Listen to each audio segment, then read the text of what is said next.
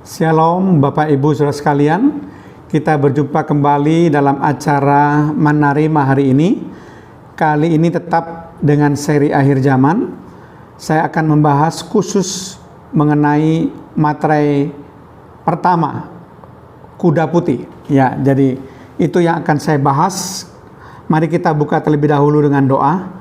Terima kasih Tuhan kalau kami masih diberi kesempatan untuk mendengarkan kebenaran firman Tuhan, yaitu renungan firman Tuhan singkat dalam acara Manarima hari ini. Tuhan, kiranya Roh Kudus memberikan kepada kami pengertian-pengertian yang baru supaya kami lebih memahami tentang rahasia akhir zaman. Terpujilah namamu Tuhan, dalam nama Tuhan Yesus Kristus. Haleluya, amin. Bapak Ibu saudara sekalian, kali ini topiknya adalah mengenai siapakah atau apakah yang dimaksud dengan kuda putih dalam materai pertama. Bacaan Alkitab kita ambil dalam Wahyu pasal 6 ayat 1-2 mengenai materai pertama ini. Dikatakan demikian, maka aku melihat anak domba itu membuka yang pertama dari ketujuh materai itu, berarti materai pertama, dan aku mendengar yang pertama dari keempat makhluk itu berkata dengan suara bagaikan bunyi guru, mari. Wahyu 6 ayat 2, dan aku melihat sesungguhnya ada seekor kuda putih dan orang yang menungganginya memegang sebuah panah dan kepadanya dikaruniakan sebuah mahkota. Lalu ia maju sebagai pemenang untuk merebut kemenangan. Nah, ada beberapa fakta yang perlu kita mengerti tentang penafsiran masalah kuda putih. Nah, yang berwarna-warni itu adalah kudanya, bukan penunggangnya. Kalau kita perhatikan nanti dalam serentetan materai ini, materai pertama itu adalah kuda putih. Kemudian kita akan melihat kalau materai kedua itu kuda merah padam, materai ketiga itu kuda hitam, materai 4 itu kuda hijau kuning. Jadi yang berwarna-warni itu adalah kudanya, bukan penunggangnya. Jadi kuda tidak berbicara masalah oknum atau pribadi sebetulnya, tetapi berbicara masalah pekerjaannya. Ya, bukan oknumnya, bukan oknum penunggang kudanya, tetapi pekerjaannya. Karena yang warna-warni itu adalah kudanya, kuda putih, kuda merah padam, kuda hitam, kuda hijau kuning dan sebagainya.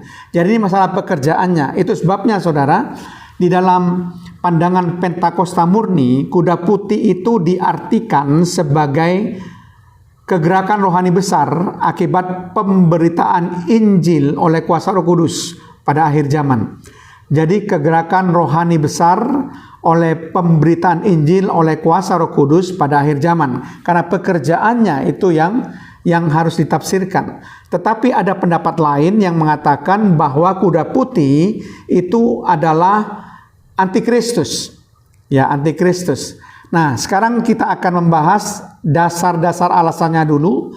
Mengapa pandangan doktrin Pentakosta murni mengartikan kuda putih itu adalah kegerakan rohani besar akibat pemberitaan Injil oleh kuasa Roh Kudus pada akhir zaman nanti, saudara ya, pada akhir zaman ini. Nah, itu karena demikian alasannya.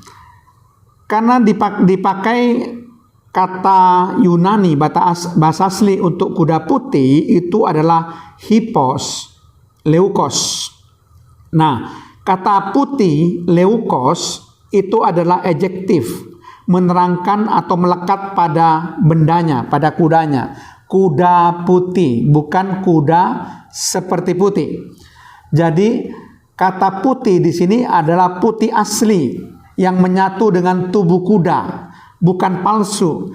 Jadi tidak tepat kalau diartikan sebagai antikristus, gitu pendapat dari doktrin Pentakosta murni, ya. Jadi antikristus yang merupakan Kristus palsu. Nah, ini putih ini betul-betul putih asli karena dikatakan hippos leukos. Bukan kuda seperti putih, tetapi kuda putih, tidak asli. Jadi putih ini betul-betul melambangkan kesucian, kekudusan dan sebagainya.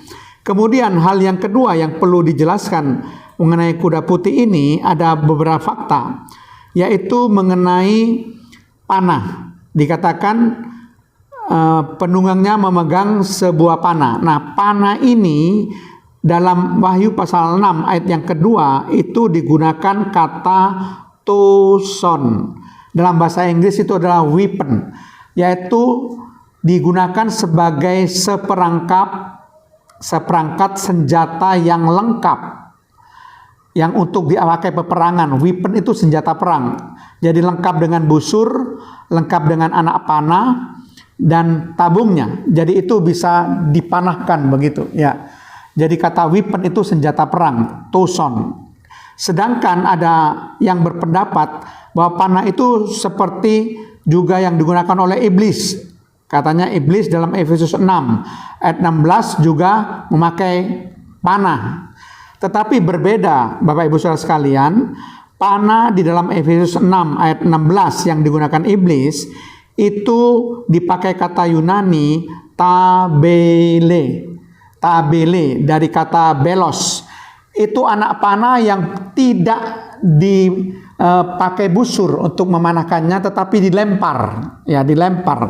Jadi ini bukan semacam weapon atau senjata perang ya yang dipakai busur, tetapi ini dilempar. Jadi beda. Jadi panah yang diartikan di Wahyu 6 ayat 2 tidak sama dengan dalam Efesus 6 ayat 16 yang digunakan oleh iblis, karena dari kata Yunaninya juga berbeda.